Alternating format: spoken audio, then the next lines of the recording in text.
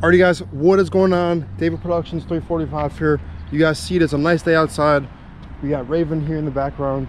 We're gonna try to film more this way because if you guys had not noticed and you guys had not seen my last video, somebody hit my sheet. This shit's gotta be fixed. So you guys see the title of the video. So you guys want to own a 100k mile plus Dodge Charger. What is the problem? What is the positives, negatives? Is it worth it? What does it entail? In this video, I'm going to be telling you guys everything that you need to know about 100k plus cars, especially these Chargers. Because I've had two of them now. This is my second one. So without further ado, let's get right into the video, guys. So the first and biggest point that I want to talk about in this video is reliability. So this is my second one of these cars. And how does that compare? What that means is that I have two cars that have been reliable to me. They've always cranked, they've always started. The only times they didn't crank or start was when I was being a dumbass and the battery died. And yeah, so when they ask for probability and for you to go around and get people's thoughts and information and experiences, yeah, that's basically what I did. I asked myself, and I basically I asked my old self, and I was like, hey, so is your Dodge Charger reliable? Here's the car, it's in all of its glory. This is my 2013 Dodge Charger. If you guys are wondering whether you should buy a Dodge Charger or not, and if you guys are wondering whether it's reliable, I would say hell yeah it is. This thing's been great. I've had fun with this car, my friends have had fun with this car, and old Dave said yeah, it's reliable, been driving it everywhere. Now coming back to me, this one is reliable as well. You guys see she's still sitting pretty, except for this damage over here. She still cranks. The thing about these Hemis, man, is as long as you do your maintenance, you'll be good, your car will be fine. Oil changes are one of the most important things, and obviously checking your suspension and shit like that.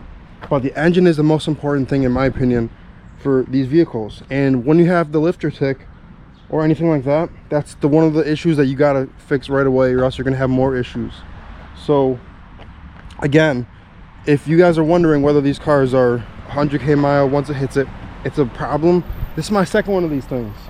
As long as you do your maintenance and you get lucky, you will not have to deal with any issues like that. Let me pop my engine bay real quick.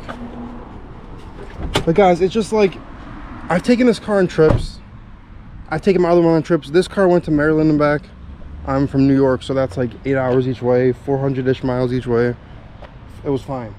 My red one would have done it as well if it was still around on the road.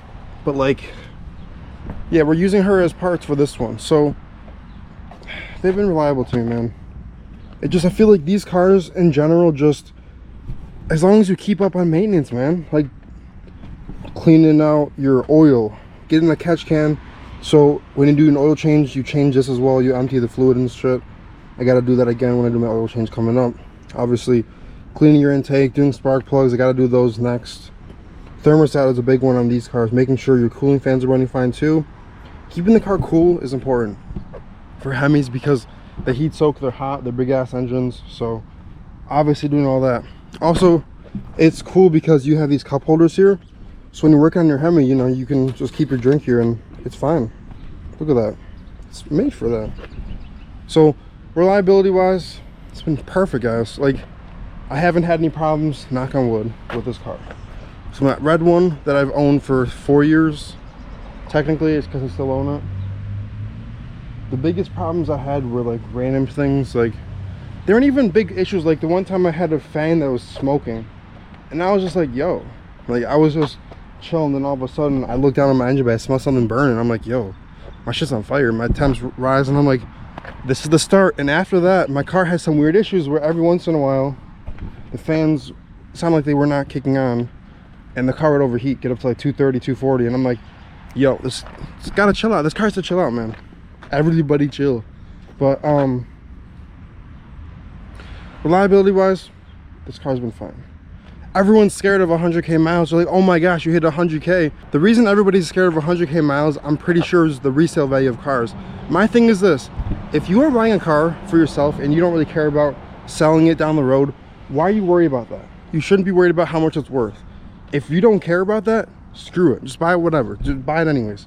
That's probably why people are worried about the cars, because once they hit 100k miles, they want to get rid of it because it's worth less. In my opinion, guys, as long as you maintain a car, it's worth money no matter what.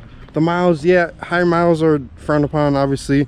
But the thing is this, if I know who worked on the car, like if somebody had the car before me and I seen all the maintenance records, or I knew what kind of person they were before buying the car, like if a car had like 190,000 miles on it, and I know it was an old lady who always did her maintenance and oil changes, I wouldn't be as worried as if a car just hit 100K and there's no records on it. Even though it's less miles, I feel like, okay, that might be a little bit extreme, but I feel like I would trust a car that has records and that you know the person, that they'll take care of it. For example, if you're buying a car and you've seen that I was driving it, you see the rubber in the back wheel well back here, if you look back here and you see all this stuff, there's more on my red one, trust me, you'd be like, that car doesn't look like a good buy, because this person looks like they don't take care of the car. I mean, if you look at the front end of my car, it's dirty as hell, like always. I mean, you could be right, but like at the same time, people who take care of the car, you can tell that the car is upkept. Honestly, as a full standpoint, my car is very well taken care of. After I get my shit fixed, my fender and all that, I'm gonna give her a full deep clean bath inside and out. We're gonna actually lock back in, make my shit look pretty again, put my splitter on, put my fog lights, fix them, put my RT logo back. We're gonna start locking in, guys, getting shit done, because I really want this car to look how I want it to look. I have some more stuff I want to do soon coming up. I have a couple of decals I want to put on, obviously my engine bay stuff I want to put on. I have so much stuff I want to do, but what's holding me back is the fact that this car is not where I want it to be yet. This fender thing is kind of annoying, should actually piss me off, but you know what, we're gonna get that shit fixed. I'm dropping my car off in a couple days, so hopefully we're gonna get that looked at. Anyways, I'm getting sidetracked. Let me get back on track. What repairs have I had to do? I've already kind of mentioned it. On my red car, I did my cooling system, basically, meaning I did my, actually, you know what, I did not do my thermostat. My red car, I did my cooling fan, I did spark plugs, I did an oil catch can. What else did we fix on here? Oh yeah, I did the whole serpentine belt and pulley thing.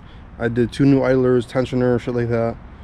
Other repairs, full front end suspension on my red car. This one I'm thinking about getting a full kit soon. The thing about 100K mile cars, guys, is you can hear and feel some bumps with certain cars. Chargers, they're nice cars, but they're not fully always made for having the best suspension. And obviously, after a certain mileage, the suspension wears out on any car, so it does not matter which mileage. So I also had to do my rack and pinion. That just happens on older cars. Again, suspension shit. Dude, why is she looking kind of nice though? Hold up, yo, these wheels, let me know what y'all think about these wheels. We're actually going to be changing the color of them soon. At first I didn't like them very much, but they're starting to grow on me a little bit. Cause like the coloring of them is like almost the perfect color I want for the color combo. But let me know down below in the comments what you guys think of these wheels. Let me know. I'm going to be changing the color of these wheels, obviously, because that one's fine, that one's fine, oh, that one is not fine, and then that one is fine.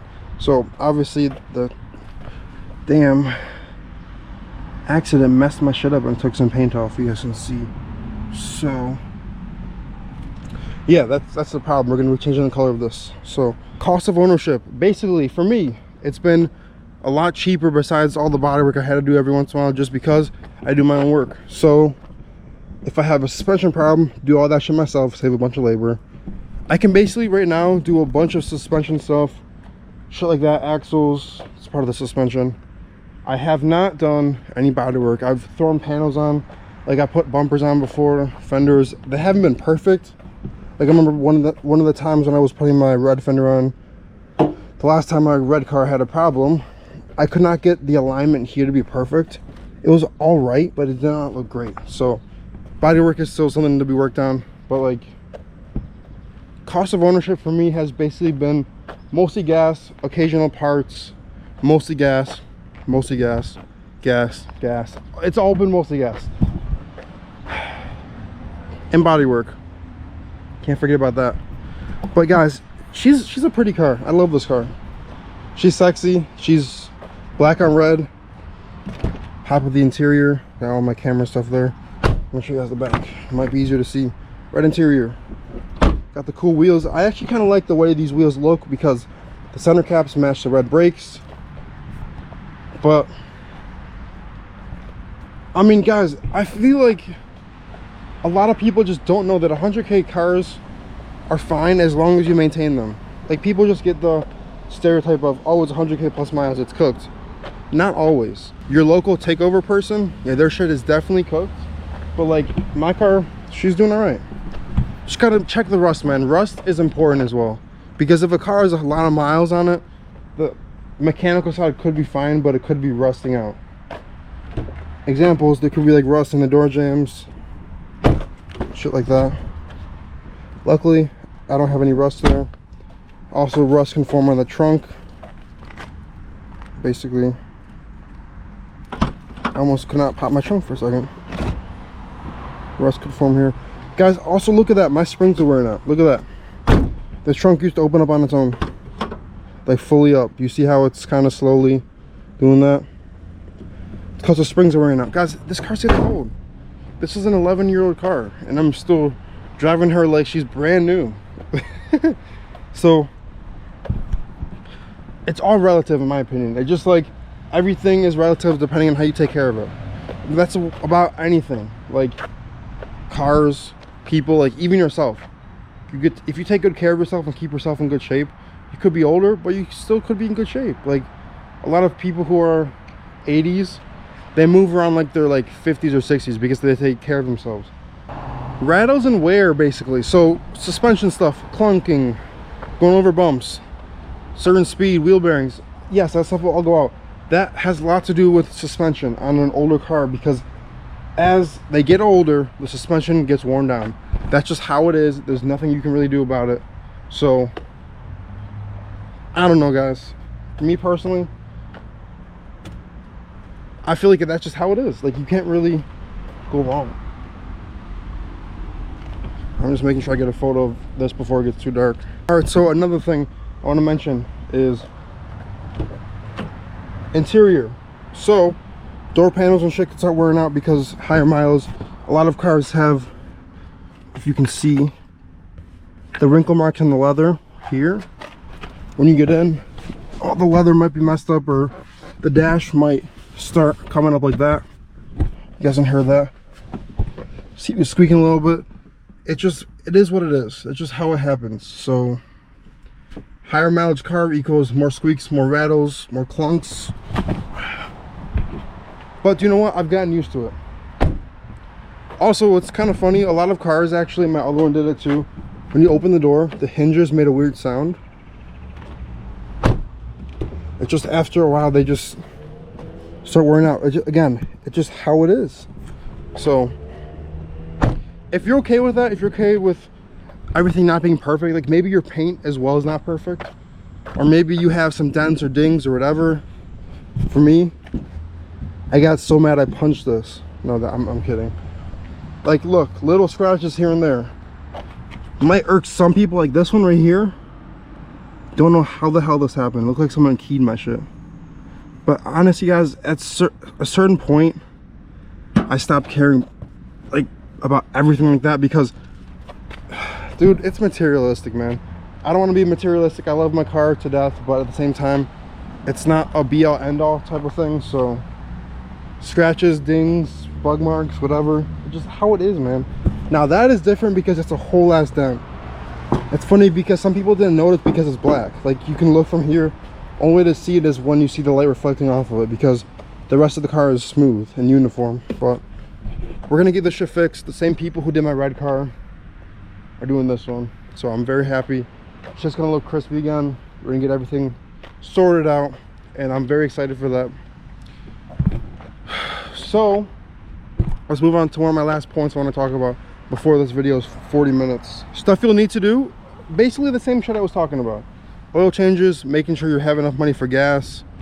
You're gonna definitely want to be buying mods, so make sure you have extra money, I guess, because you're gonna want strut tire braces, oil catch cans, intakes, new bumpers, headlights, fog lights, hoods. Like, you just keep throwing shit on there. Like, dope ass hood, cool wheels, dented up fender. You're gonna want some. They make other fenders too, but I haven't really looked into the 4K customs fenders, but this was just the cheapest route to get it fixed back to normal. I don't really care about all the cool vents and whatever. But I don't know, just a bunch of accessories you can get for your car. Just keep looking, guys. Different brakes, different wheels, spoilers, wings, wicker bills, wings, spoilers, taillights, exhaust. You can have your shit sounding nice. We're gonna start up my car because it's been all video and shit's not been on. So if you guys don't care about the little things, owning an older car is fine. You're just gonna have to know that sometimes there's gonna be some little things you're gonna have to ignore because it's just older and it's getting up there in age. So let's do a little remote start.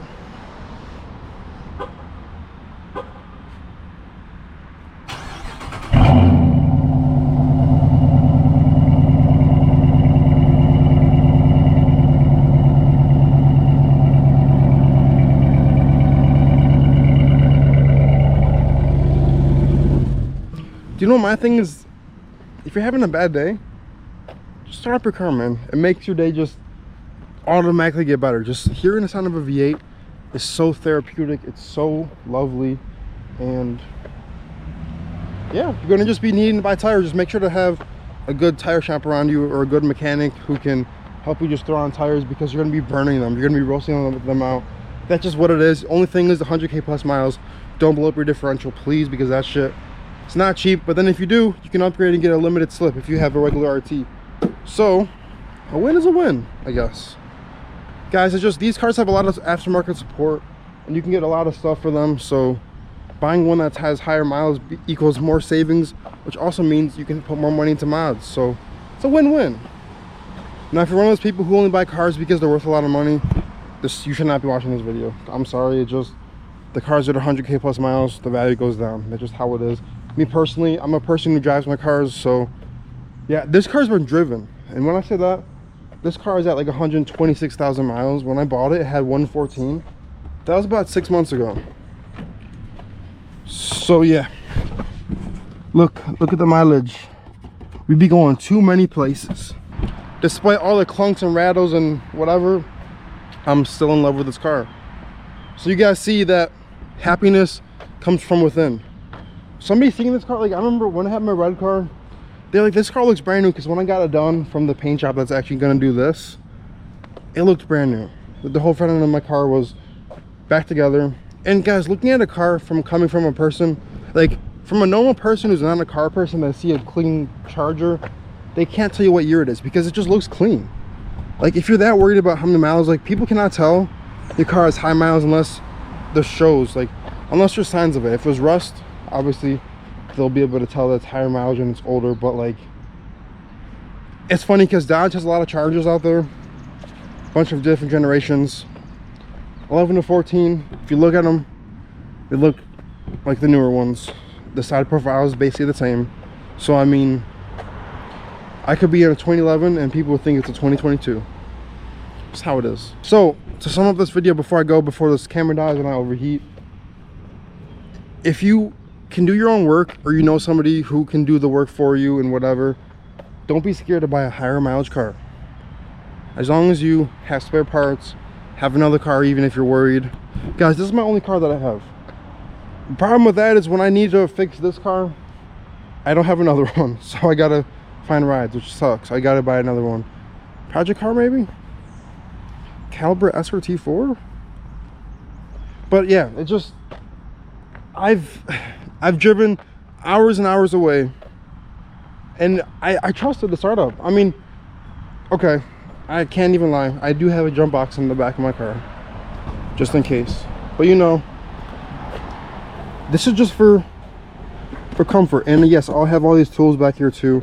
That's not because it's an older car, that's just because I want to be safe just in case something actually happens. So man, I love this car. I'm in love. So before I continue to yap your heads off, hopefully you guys enjoy this video.